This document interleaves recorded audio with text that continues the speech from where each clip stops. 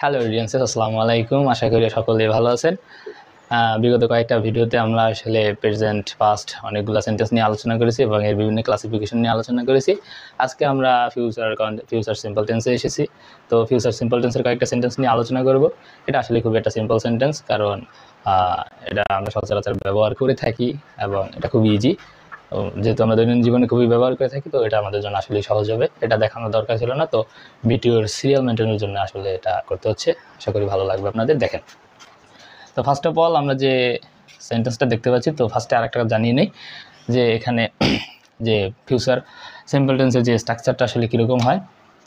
প্রথমেই স্ট্রাকচারে আমরা তো সাবজেক্ট দিবই, সংক্ষেপে লিখলাম সাবজেক্ট। এরপর বসবে হচ্ছে শ্যাল অথবা উইল।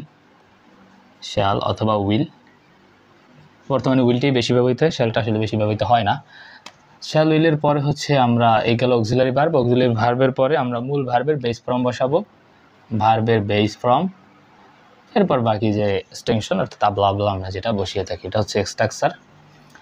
তো স্ট্রাকচার অনুযায়ী আমরা দেখতে পাচ্ছি যে প্রথম সেন্টেন্সে I will go to school tomorrow, অর্থাৎ আমরা অক্সিলারি ভার্বটা পেয়ে গেছি এখানে।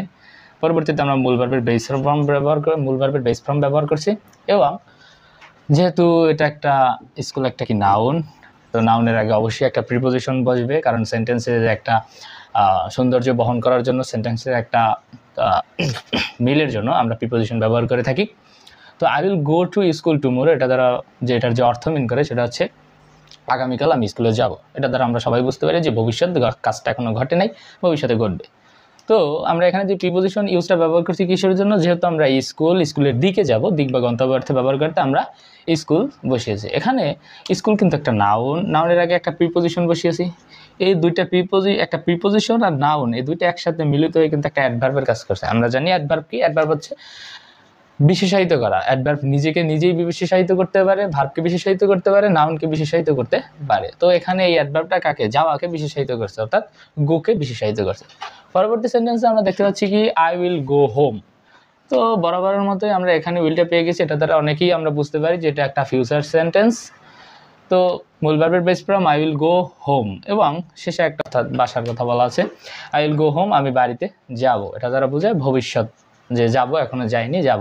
তবে এখানে একটা মিসিং আছে, যে আমরা এই যে কোনো প্রিপোজিশন ইউজ করি না, এখানে কোনো প্রিপোজিশন ইউজ করি নাই। এটার কারণটা হচ্ছে যে উপরের সেন্টেন্সে যে আমরা প্রিপোজিশনটা ইউজ করছি, সেটা যখন একটা নাউনের সাথে যুক্ত হচ্ছে তখন একটা অ্যাডভার্বের মতো কাজ করছে। তো যখন এই যে হোমের আগে আমরা প্রিপোজিশন যদি টু দেই, তাহলে দেখা যায় কি যে